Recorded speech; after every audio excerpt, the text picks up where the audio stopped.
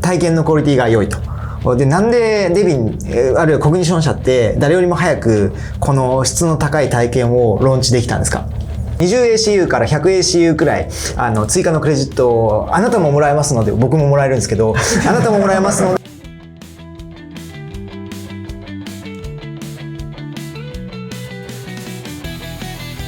その非同期的なアシンクロナイズなAI っていう分野で、長期的にそのコグニション社がどれくらいの優位性を持ち続けられるんだろうなというのを思っていて、一つあるのは例えばそのファンデーションモデルを作っているオープン AI とか、あとはそのクロード、アンソロピックとかですね、そういったところもこういったレイヤーに参入してきうる可能性あるなとも思ってるんですよね。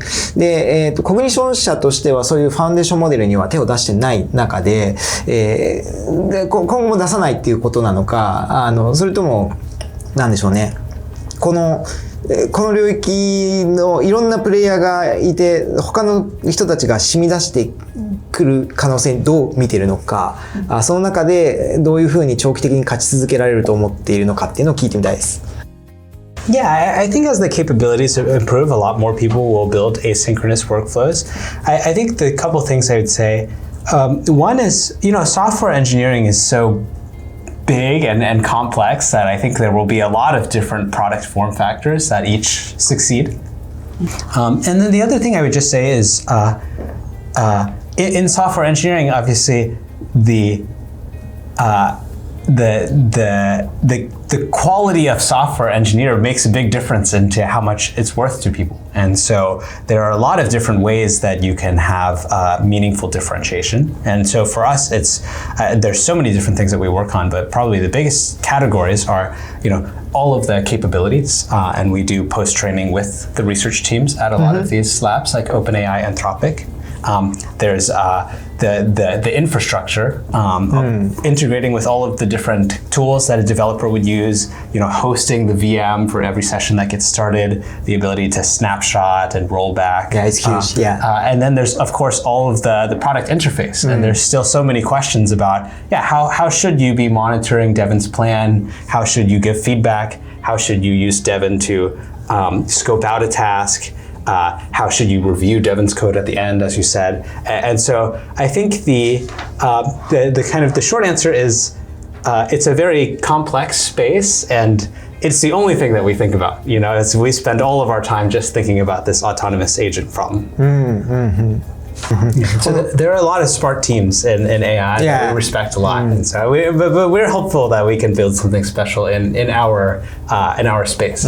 そのポストトレーニングのパートすごい興味持ったんですけど、どういうことをやってるんですか？ Yeah, so we have close relationships with the research teams at OpenAI, Anthropic, Google, and many of the others. And so we do custom post training to make Devin much better at each of the targeted use cases or the capabilities that we need. And in practice, Devin has a lot of different capabilities like planning, debugging, using the browser, editing code, making decisions. And so all of these different things, we actually use a combination of models under the hood to power Devin. いいですか？デビンのバーチャルマシン VM があるというところが環境エンバイロメントを壊さないという意味ですごく重要だと思っているんですね。オートノマスな AI がどんどんいろんなことをやっていくと環境が壊されてしまった汚されてしまったセキュリティ上の問題が発生するっていうのが多分今後問題になってくる大きな問題になっていくだろうと思うんですけど、そこのところがデビンは本当 VM が立ち上がるという機能がとっても素晴らしいと思っていて、そこが面白いポイントだなと思っています。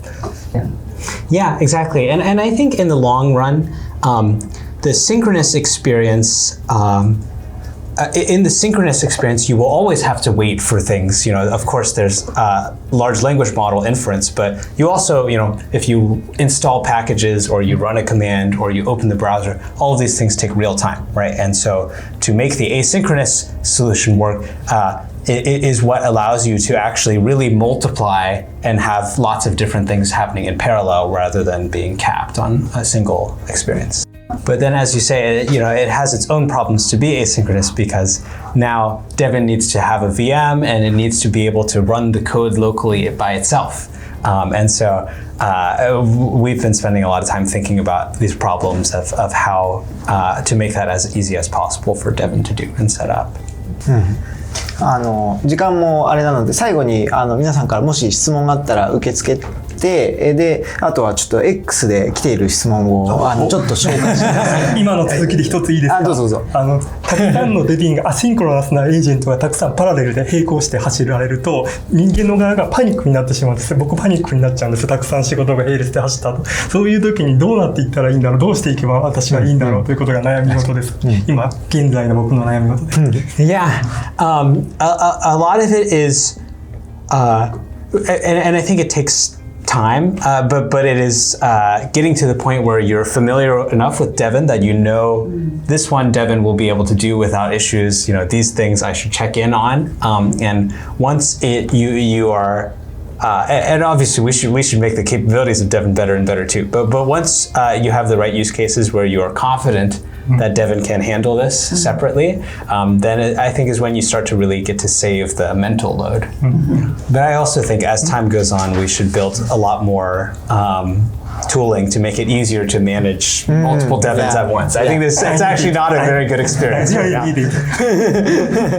他に最後に聞いておきたいことはそのデビンと人間の間のコミュニケーションは今スラックとかあるいはデビン上のサイトでやるようになっていると思っていて人間側がデビンに何かお願いをしてそれをやってくれるというフローになってると思うんですけどそこのコミュニケーションの形って今後いろいろ改善されると思うんですけどどんな風に変わっていきそうかを聞いてみたいです。Yes, for sure. I think the biggest thing we've been thinking about recently is the Slack flow is great if you have an issue that is easy to describe in one line. Yeah. On the other hand, lots of tasks, you yourself don't necessarily know exactly what needs to happen at the beginning.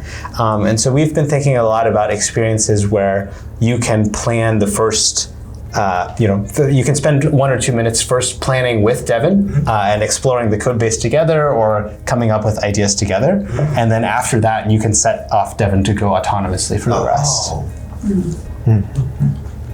他にいいですか？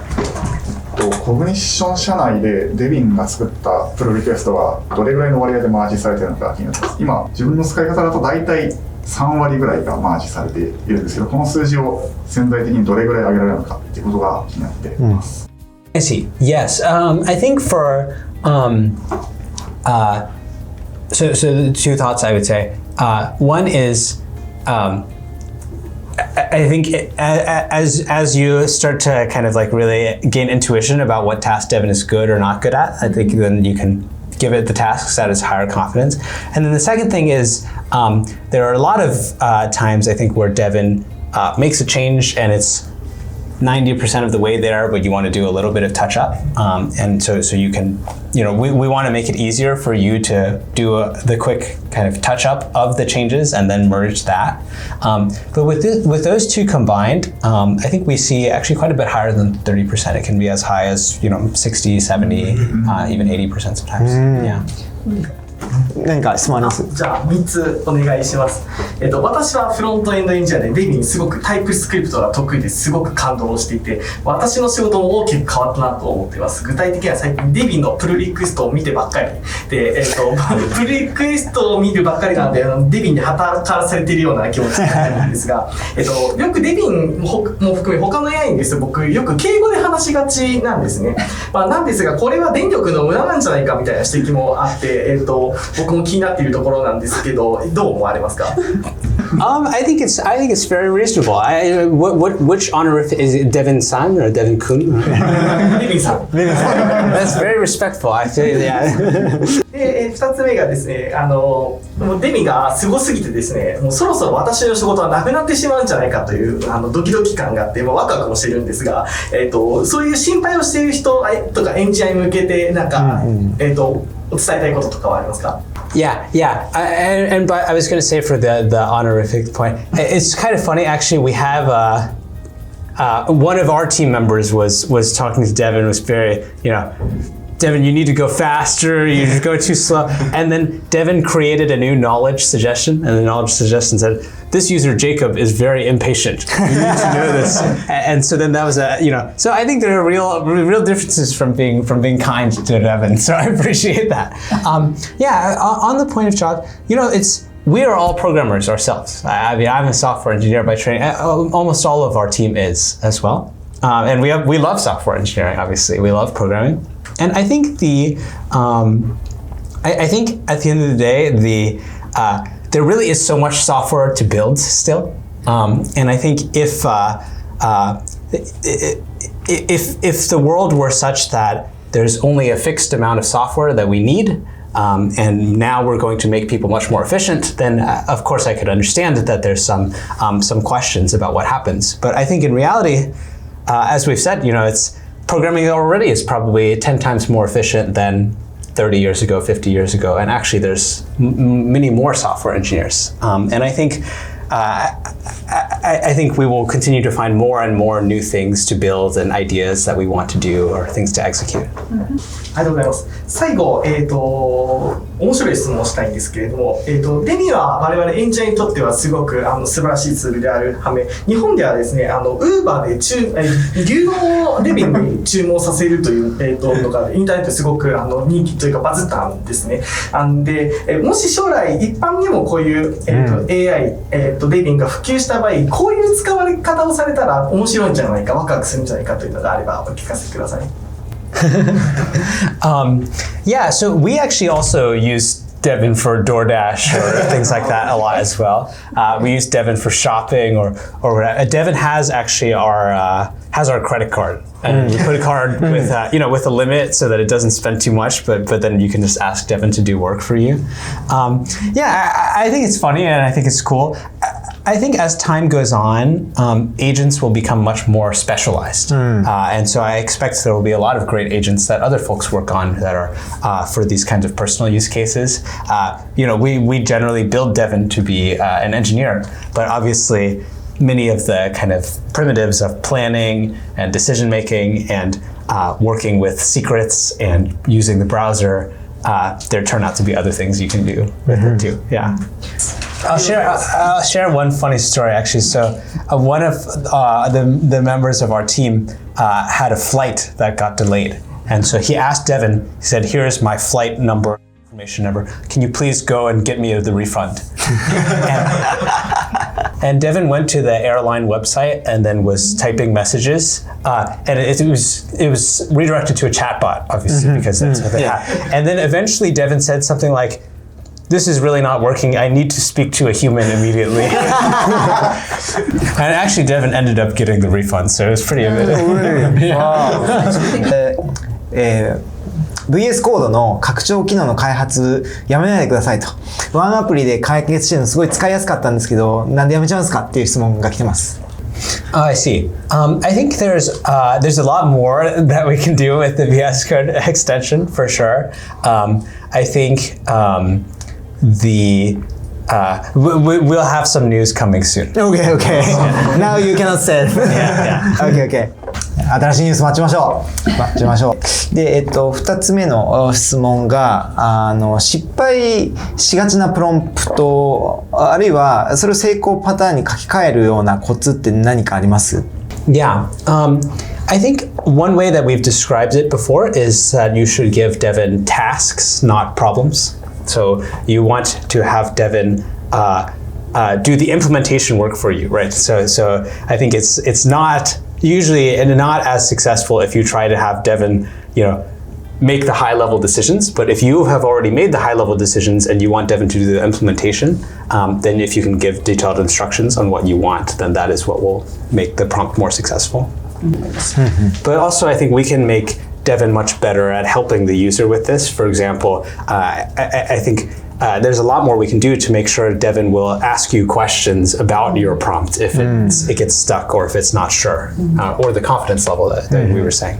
次の質問がですね、人間のエンジニアがDevinとペアプログラミングをするときに効果を最大化するようなファシリテーションの技術、コミュニケーションの技術についてどう考えてますかっていう質問ですね。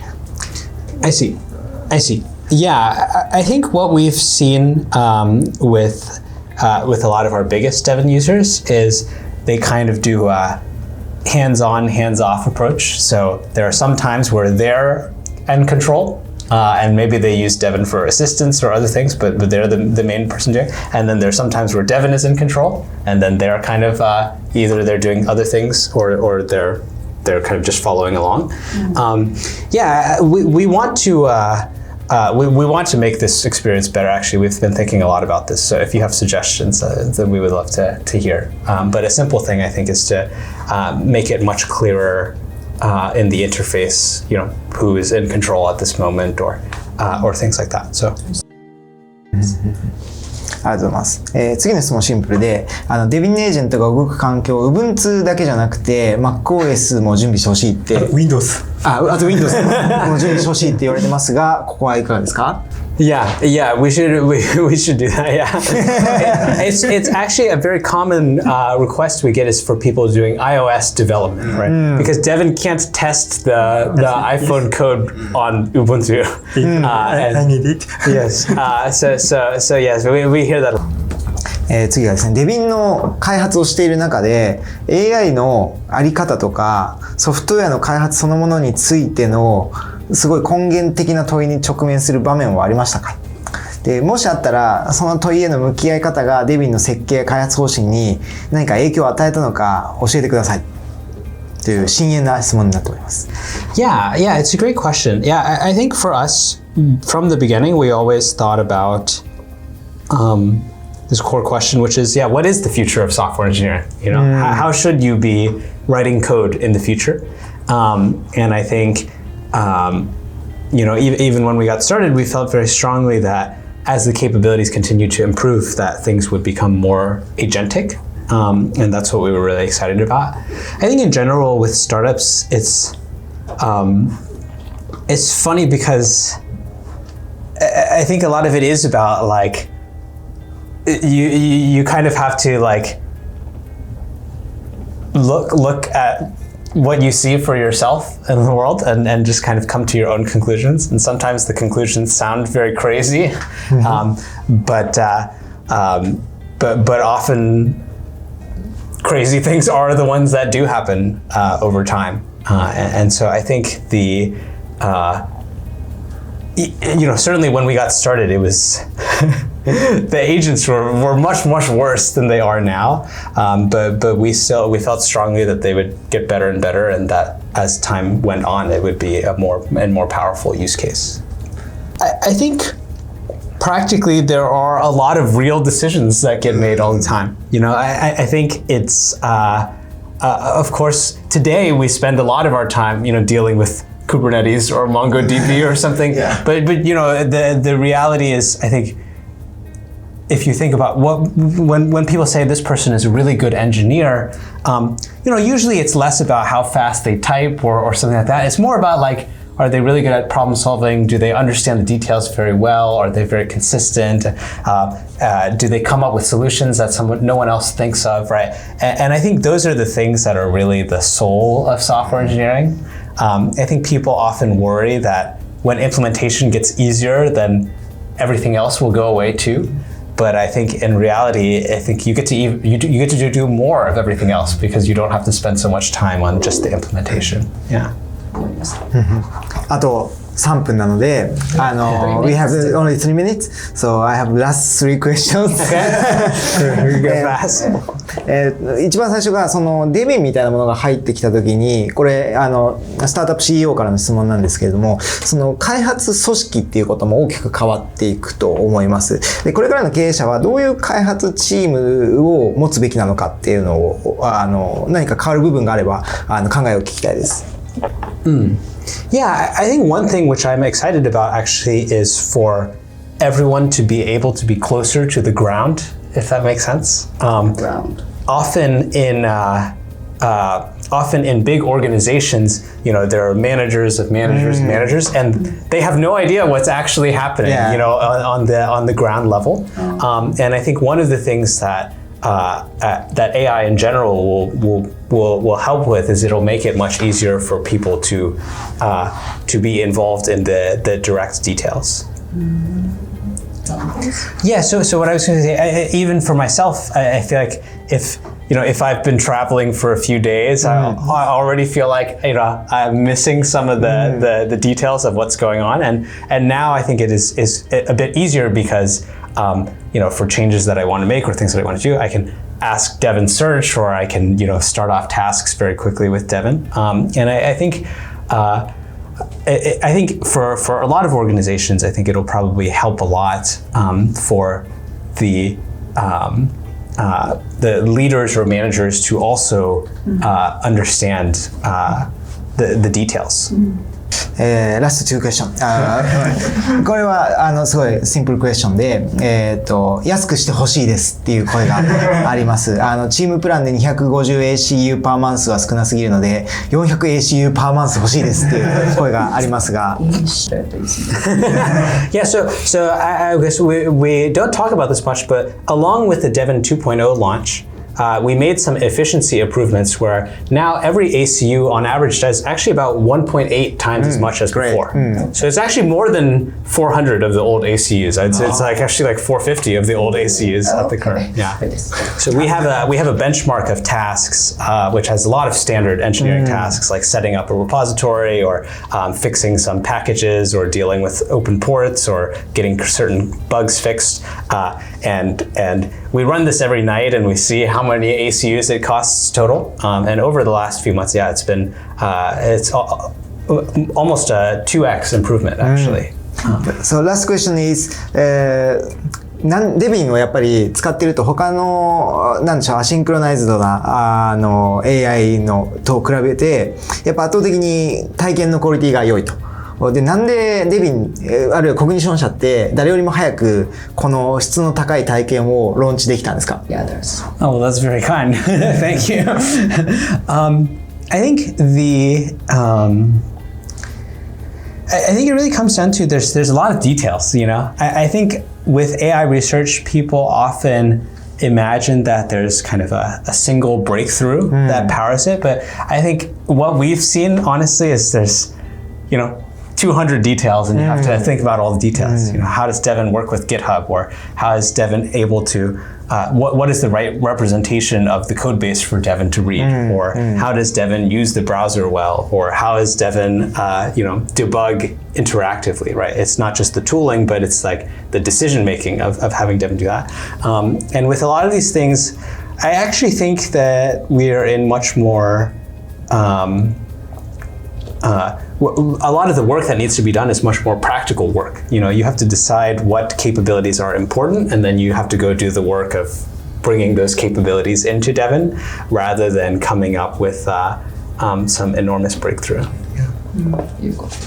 いやもうめちゃめちゃいいお話だったと思います。やっぱりね一つの大きな隠れたアイディアとかじゃなくて細かいディテールの積み重ねによってこのデビンのね良い体験が生まれてきたんだっていうのはすごいなんでしょう納得感もありますし、我々のやってるねプロダクトとかもやっぱ細かい積み重ねっていうのがなんだかんだ言って一番大事なんだなっていうことも翻って思いました。で今日本当にいろんなことをお聞きできたと思います。